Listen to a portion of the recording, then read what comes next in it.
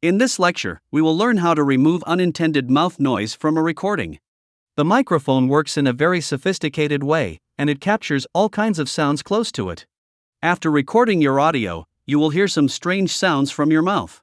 Sometimes your tongue makes it, and sometimes your lips make these sounds. These are called mouth clicks or lip smacks. If you have a dry mouth or have eaten something sweet just before recording, these sounds will be all over the place. Even sometimes, you breathe so deeply that it sounds awkward afterward. Especially it happens in your early days of recordings. A little bit of breath that occurs naturally is not a problem, but awkward breaths have to be removed from the recording. We will see how we can do that in Audacity. A quick note, this video is part of my audio cleanup course. You will learn the must-know fundamentals from this course. This course has been designed for beginners, so if you are totally new to audio editing or have some experience, you can take this course. You can enroll in this course from the Buy Me a Coffee link. Purchase the course from this link, and I will enroll you. Please note, if you purchase early, you can get a heavy discount. So enough promotion, back to the tutorial. The bottom track is normalized and noise reduced, as we have seen in the previous lectures. It has some mouth noise and lip smacks here and there. This small dot is a mouth noise, and you may hear it through a headphone. Some larger spikes are lip smacks. These are isolated sounds and can be heard during playback.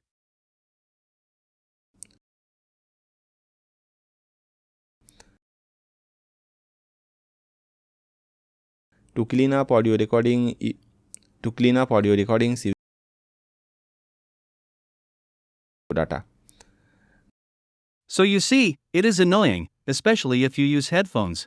If mouth clicks and lip smacks are too frequent, it can be quite disturbing for listeners. As these are isolated sounds, you can select and delete them using the delete button on the keyboard. Deleting in this way has a side effect that may be problematic in a situation. Notice when I delete the noise, the rest of the waveform comes forward. Also use Audacity. You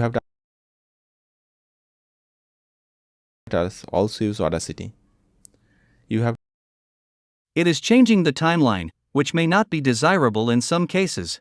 If you have to keep the timeline the same, you have to adopt another solution. Select the sound, and silent only that part using the Silence Audio button. use Audacity. You have to understand how to identify.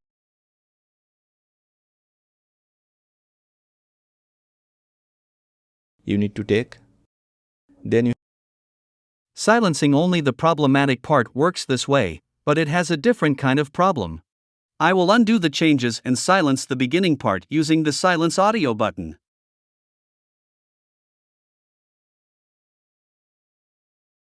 This part has become dead silent.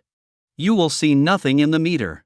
The meter starts from -60 dB, so if a sound is quieter than -60, the meter will not show. Audacity has a spectrum analysis tool, which shows loudness distribution across frequencies. You can see nothing in the graph as it has become completely silent. If I undo the silent action and check the spectrum again, I will see the frequency distribution. You can see some energy distribution across the frequencies. The problem with complete silence is that it is not acceptable on many platforms. Besides that, it may lead to a poor listening experience. If the completely silent part occurs too frequently, the listener will feel something is off. Our brain expects consistency for a smooth listening experience. Sudden on and off sounds may feel strange. A better solution is to copy a natural silent part from the audio. Usually, this kind of part where you are not talking and has no noticeable background noise is called room tone. Room tone is always present in your recording, whether you are talking or not. If you replace the problematic sound with a room tone, it would feel natural to the listeners. I have selected such a part, and this selection should be bigger than the parts you want to replace. Always remember to select a bigger part that you will use for replacement. Go to Effect and then go to Punch Copy. This effect has come through a plugin which I will show you later. Let me show you how to use it first. Apply the default settings. So I have 1.5 seconds of punch copy. Remember, it is 1.5 seconds. I will now select a part that has problematic sound.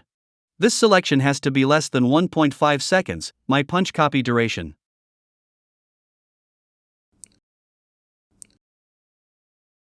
I will go to Effect and Punch Paste this time. This way, the timeline will be intact, and the problematic selection will be replaced with my copied room tone. Repeat this process for all the problematic parts. This solution is better than silencing audio but can be tedious. If you have a long audio file, it will take too much time.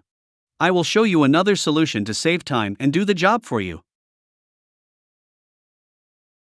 Select the audio and go to Effect. This time select Declicker. Like Punch Copy Paste, Declicker is a plugin that you have to install. It is quite an old plugin, and the default settings work okay for most recordings. I suggest you try out with default settings first, and if needed then tweak the settings. You can apply the changes or you can isolate changes to see what it does. If you want to learn what type of clicking it will reduce, isolate changes will show you that. I will apply changes. It is an old plugin that works but is slow. Audacity has no good built-in plugin for this type of work. You can see it has reduced the clicks. Though it has not completely eliminated the clicks, it has reduced them. You can apply Declicker again, but overusing this type of Audacity effect makes the audio quality poor. If you are not happy with the fix for some clicks after applying Declicker the first time, you can punch copy paste the room tone for such parts. As I said before, the Declicker and punch copy paste effect is not available in default Audacity. You have to install these effects, and I will share these links. This link is in the official Audacity forum post. If you scroll down a bit, you will find two plugins, a de-esser and a Declicker. You will need the Declicker plugin to follow this lecture. It is a Nyquist plugin as it has a .ny extension at the end. I will show you in a moment how to install a Nyquist plugin. You will find the Punch Copy Paste plugin in another forum post. You have to scroll down a bit and you will see two plugins. You have to install both Punch Copy and Punch Paste. Download both files and install them in Audacity. The installation process of the Nyquist plugin is simple. From the Tools menu, go to the Nyquist plugin installer. Browse to the location where you have kept the files. I have the ACX, Punch Copy Paste plugin files in this folder. All these are Nyquist plugins and you have to install them one by one. Select one at a time and install it. Clicking Apply will install the plugin, and then you have to quit and reopen Audacity. I have already installed those and I am not installing them again. Practice the things I have shown here before proceeding to the next lecture. If you like tutorials like these, you should enroll in my course. I discuss in details about audio editing and all your worries about audio will be gone.